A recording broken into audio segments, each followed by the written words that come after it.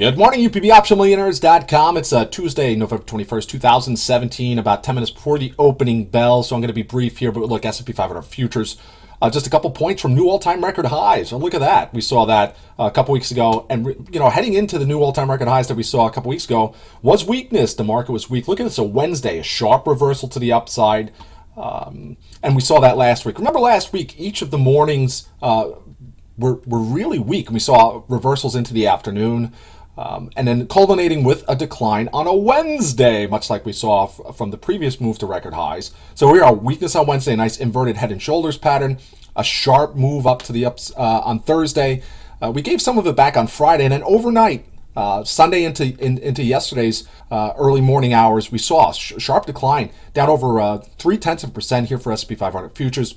Well, guess what? We recovered those losses and then some. And of course, we're heading here this week, holiday shortened week, off Thursday, half day. So if you look here, the market, just a quiet week. Great chance here for the market just to ramp up to new all-time record highs. Again, off the weakness we saw last week.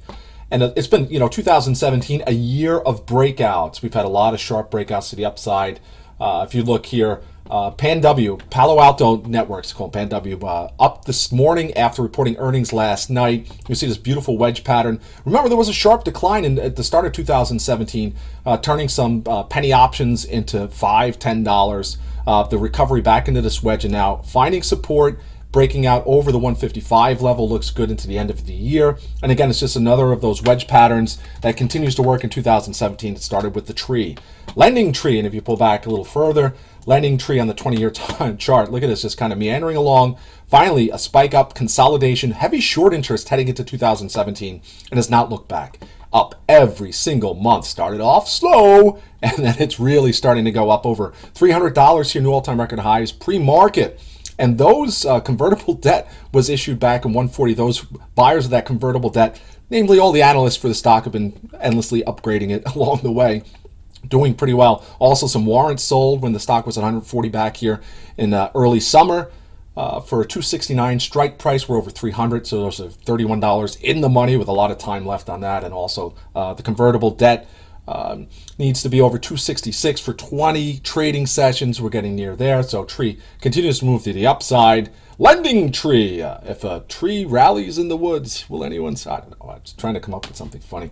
Just let's look at a couple other of these wedge breakouts. Baidu. How about Baidu? Two wedge breakouts. I talked about this heading into the start of the year. Watch the wedge, and timing is everything. It took a little bit. It took its time, consolidated, traded sideways, and then suddenly just ouch. Massive move out of the wedge, much like we saw in the middle of 2013. Now consolidated, nice bull flag here, and you can see actually broke the 270, pulled back on earnings, but still looks poised, possibly 300 in early 2018. Also, you can look over stock. Talked about this here in the chat room. It was in the 20s. You can see this breakout here. Beautiful wedge pattern.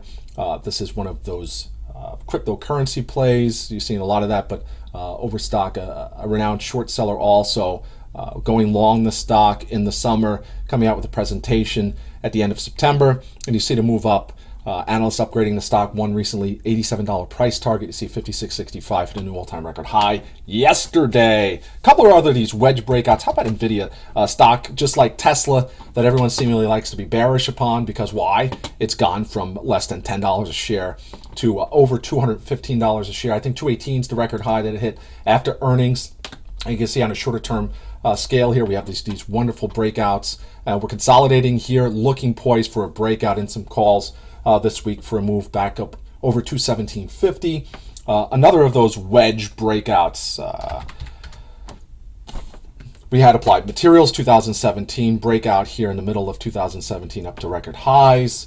Let's see, we have a couple more off the top of my head. How about Micron? Talked about this breakout. This one goes back to the internet bubble, I believe. You go back 20 years, yes. Internet bubble wedge breakout. I mean, just beautiful. A lot of upside left in the stock this morning. You see it close at 47.64. This morning it's up almost $1.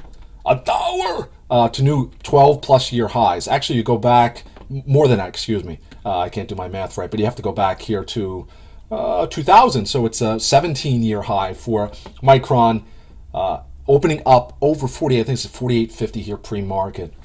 A couple other stocks just going completely vertical. How about Universal Display hitting a new all-time high record high yesterday? We also had Arista Networks. What a breakout. I mean, look at that candle. Earnings report spiked it over 210, and then it's just continued on its way. Cisco helped last week. Just incredible. I mean, look at this candle here. The body of this candle encompasses months upon months upon months of just, slow and steady gains. Just a complete breakout.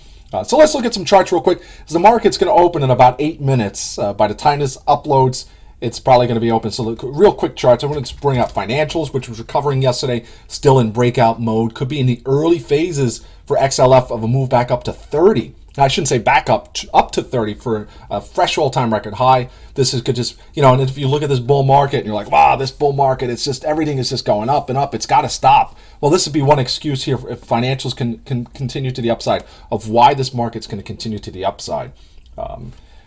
Let's look also energy. On the flip side, coming up against long-term, look at this, has been a point of interest that's led to a decline previously.